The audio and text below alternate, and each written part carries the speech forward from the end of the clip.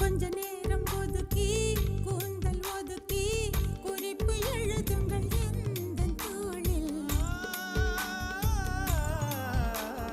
பிரி ஒன்றை எடுத்து தேனில் நனைத்து கையொப்பமிடுவேன் உந்தன் மார்பில். உலகம் வாழ நிதி ஒதுக்கு, என் உயிரும் வாழ மடி ஒதுக்கு.